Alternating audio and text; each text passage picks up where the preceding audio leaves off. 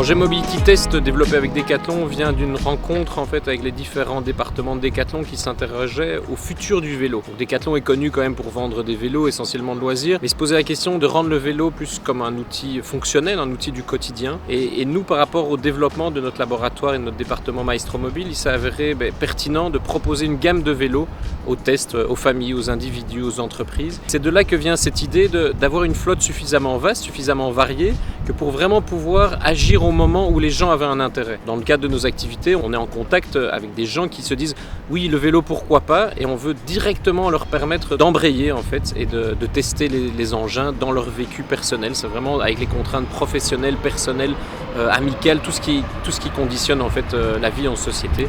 Et d'où cette première initiative d'avoir une vingtaine de vélos, mais une initiative qu'on espère voir grandir.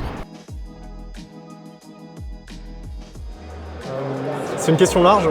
Aujourd'hui, les ambitions de Decathlon, déjà, c'est de proposer les produits qui couvrent tous les usages. Ça fait quelques temps que la problématique de transporter 2 enfants à vélo, d'avoir une alternative crédible à la voiture, c'est des produits qui n'étaient pas proposés au catalogue. Donc, ça fait 3 ans en fait, il aura fallu 3 ans de conception pour Decathlon pour proposer un cargo long tail, donc la possibilité d'emmener 2 enfants ou un enfant et du chargement supplémentaire, d'avoir vraiment 170 kg de capacité de chargement, pour proposer des alternatives crédibles aux personnes qui habitent dans des grandes villes et qui prennent leur voiture pour des trajets de vraiment très courte distance. Ou si tu as 2 voitures et que tu veux laisser un véhicule et prendre un vélo à côté, c'est tout à fait envisageable au quotidien. Il faut savoir qu'aujourd'hui, il y a à peu près la moitié de la population qui utilise sa voiture pour des trajets de moins de 5 km. Souvent, en tout cas, faute d'alternatives, je dirais, de roues crédibles.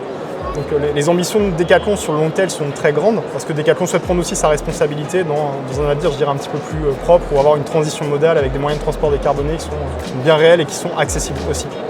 Et hormis le partenariat avec Decathlon, en tant que prestataire d'activités plus événementielles, on cherchait un partenaire qui puisse nous aider sur le plan logistique. Parce que gérer une flotte de 20, 30, peut-être demain 50 ou 100 vélos, c'est pas dans notre ADN. Aujourd'hui, on n'a pas les équipes pour faire cela. Donc on s'était posé la question d'engager un mécanicien. Et de nouveau, une rencontre tout à fait fortuite nous a permis de rencontrer la société Urbis, spécialisée en mobilité électrique et qui opère des flottes, entre autres, de vélos cargo.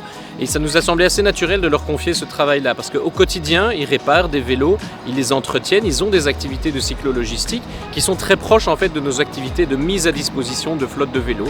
Et suite à cela, on a pu développer un partenariat pour créer une forme de mobility hub, un pôle de location de vélos en plein cœur de Bruxelles, à proximité de la gare centrale. Et toute cette partie logistique, entretien, a été confiée à la société Urbis. C'était fondé en 2020, donc pendant le confinement, en fait, la réflexion est venue de là, de dire qu'il manquait un acteur aujourd'hui de logistique urbaine 100% électrique. Pourquoi 100% électrique? Parce qu'il y a des études qui montrent qu'on peut faire une partie en vélo. En fait, aujourd'hui, je pense que dans un centre-ville, tout peut être livré via l'électrique. Donc on peut réduire la pollution atmosphérique, la pollution sonore.